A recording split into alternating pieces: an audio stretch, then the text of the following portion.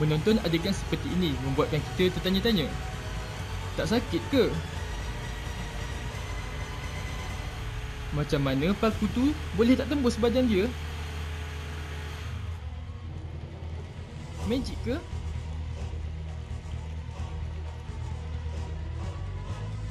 Ilmu gaib? Ilmu kebal? Ataupun ilmu fizik? Untuk memahami bagaimana adegan ini boleh dilakukan, kita akan lihat pada konsep daya dan tekanan. Ya, tekanan. Tapi apa berkaitannya? Tekanan bermaksud daya yang bertindak ke atas satu permukaan per unit luas permukaan yang bersentuhan itu. Atau secara mudahnya, luas permukaan yang kecil akan menghasilkan tekanan yang lebih tinggi, manakala luas permukaan yang besar akan menghasilkan tekanan yang lebih rendah.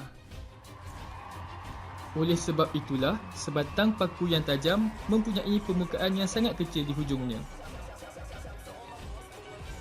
Ini bagi menghasilkan tekanan yang tinggi pada hujung permukaan paku itu dan memudahkan paku itu untuk masuk ke dalam objek yang dikehendaki.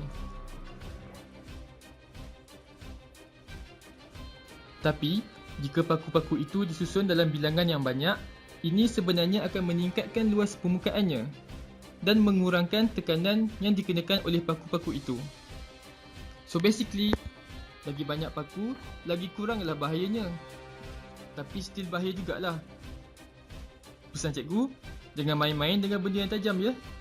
Contoh lain bagi aplikasi tekanan ini juga dapat dilihat pada perbezaan permukaan tayar kenderaan. Kenderaan yang digunakan pada permukaan yang lebih lembut mempunyai luas permukaan tayar yang lebih besar. Ini adalah bagi mengurangkan tekanan yang dikenakan oleh kenderaan itu ke atas permukaan tanah, dan ini dapat mengelakkan tayar kenderaan itu tenggelam ke dalam tanah. Manakala kenderaan yang digunakan di atas permukaan jalan raya yang biasa mempunyai permukaan tayar yang lebih kecil. Ini adalah untuk mengoptimumkan tekanan yang dikenakan olehnya pada permukaan jalan dan juga daya geseran yang bertindak ke atasnya. Jadi bergantung pada situasi yang sesuai, kita boleh adjust tekanan yang kita ingini dengan mengubah luas permukaannya. Salah satu ciri istimewa yang dimiliki oleh bumi yang membolehkan pelbagai kehidupan hidup di bumi ialah kerana kewujudan lapisan udara yang dipanggil sebagai atmosfera. Sebahagian besar atmosfera terdiri daripada gas nitrogen dan oksigen. Dan terdapat juga peratusan kecil kandungan gas-gas seperti argon, karbon dioksida, neon, helium, hidrogen dan juga wap air. Dengan adanya lapisan atmosfera, gas yang diperlukan untuk pernafasan iaitu oksigen dapat kekal di bumi. Selain itu, kandungan wap air di dalam atmosfera pula membentuk awan yang akan turun sebagai hujan. Atmosfera juga bertindak sebagai penebat yang mengekalkan haba di permukaan bumi. Dan juga ia bertindak sebagai lapisan yang menapis sinaran radiasi daripada matahari. Jadi dapat dilihat betapa pentingnya atmosfera ini kepada kehidupan manusia dan juga kehidupan di muka bumi ini.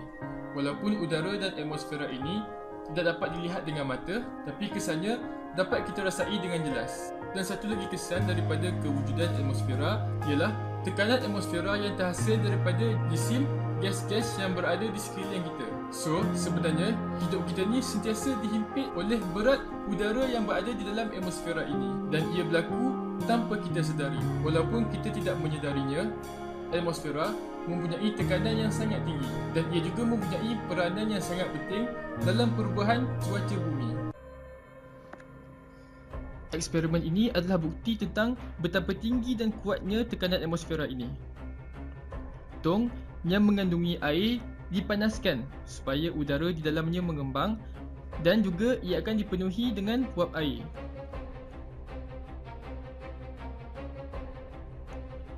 Dan tong itu akan ditutup supaya keadaan dalam tong itu kekal pada tekanan yang tinggi. Kemudian, ia disejukkan dari luar dengan menggunakan air. Ini adalah untuk merendahkan suhu dalam tong itu dan akan menyebabkan wap air di dalamnya terkondensasi. Dan ini akan menyebabkan tekanan dalam tong itu turun secara mendadak. Dan perbezaan tekanan ini akan menyebabkan tekanan atmosfera menolak dan meremukkan permukaan tong itu dari luar. Memang kuat betul lah tekanan atmosfera ni. Sampai tong yang besar dan keras itu pun boleh jadi kemek macam tu. Tapi persoalannya, kenapa badan kita ni tak kemek seperti tong itu? Ini adalah disebabkan oleh tekanan udara dan bendalai yang wujud secara semula jadi dalam badan kita. Dan ini mengimbangi tekanan atmosfera daripada luar. Dan konsep keseimbangan tekanan ini juga digunakan dalam mekanisme pernafasan manusia. Apabila kita menarik nafas, otot diafragma akan bertindak untuk membesarkan ruang di mana terletaknya paru-paru supaya ia dapat mengembang. Pengembangan ini akan mewujudkan tekanan yang rendah dan ini akan menyebabkan udara dari luar ditolak masuk ke dalam oleh atmosfera.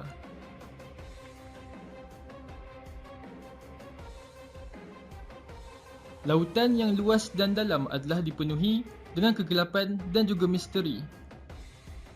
Selain daripada keluasannya dan juga kewujudan makhluk-makhluk yang menakutkan, penjelajahan dasar laut adalah sangat sukar untuk dilaksanakan kerana satu faktor utama iaitu tekanan di dalam air.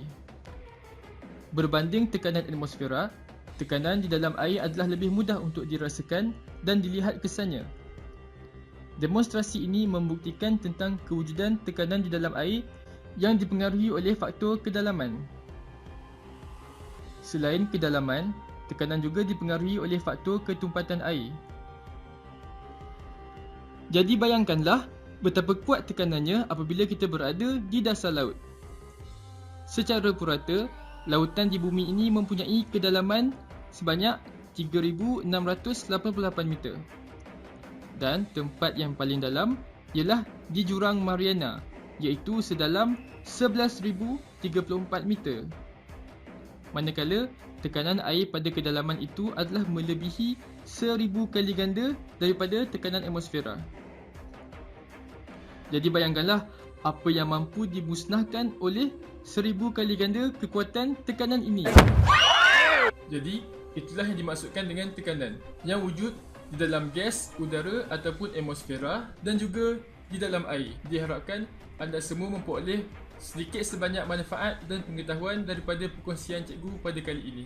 As usual, jangan lupa like dan share video ini dan jangan lupa juga untuk follow page kami CMN Education Group supaya anda tidak ketinggalan dengan video yang akan datang dan juga konten yang akan cikgu kongsikan di dalam page itu. Baiklah, sekian dulu daripada saya, Cikgu Reki. Assalamualaikum.